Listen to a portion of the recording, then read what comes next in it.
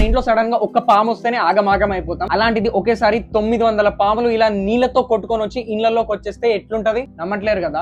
ఇదే సిచ్యువేషన్ చైనాలో జరిగింది. సో విషయం గురించి మాట్లాడుకుంటే ఈ చైనా దేశంలో ఈ గువాంజీ రీజియన్ లో ఈ కమర్షియల్ స్నేక్ ఫార్మింగ్ అనేది చాలా ఫేమస్. సో అక్కడ పాముల్ని ట్రెడిషనల్ మెడిసిన్స్ కోసం అండ్ లెదర్ ప్రొడక్ట్స్ కోసం అండ్ మీట్ కోసం వాడతారు, పెంచుకుంటారు. సో రీసెంట్ గా రీజియన్ లో ఈ క్లైమేట్ చేంజ్ వల్ల హెవీ రెయిన్స్ పడ్డాయి. సో ఆ హెవీ రెయిన్ వాటర్ ఫ్లడ్స్ లాగా వెళ్ళి ఆ కంప్లీట్ స్నేక్ ఫార్మ్ అంతా డామేజ్ చేసేసి అక్కడ ఉండే ఇల్లుల వైపు కొట్టుకొని వచ్చేసినాయి. అండ్ ఆ వాటర్ తోని దగ్గర 900 స్నేక్స్ కొట్టుకొని వచ్చినాయి. అండ్ అందులో వెనమ స్నేక్స్ కూడా ఉన్నాయి, లైక్ కోబ్రా. వాళ్ళ సైడ్ నుంచి వచ్చిన రిపోర్ట్స్ ప్రకారం ఒక స్నేక్ వల్ల ఒక అమ్మాయి చనిపోయిందని చెప్పి. సో ఈ సిచ్యువేషన్ వల్ల ఆ రీజన్ అంతా హై అలర్ట్ లోకి వెళ్ళిపోయింది. And as usual China authorities ఒక ఎమర్జెన్సీ ఆపరేషన్ ని స్టార్ట్ చేశారు. అండ్ ఆ పాముని పట్టుకోవడానికి అంటే రెస్క్యూ చేయడానికి ట్రై చేస్తున్నారు. అయినా ఆ పాముని పట్టుకొని కూడా ఏం చేస్తారు?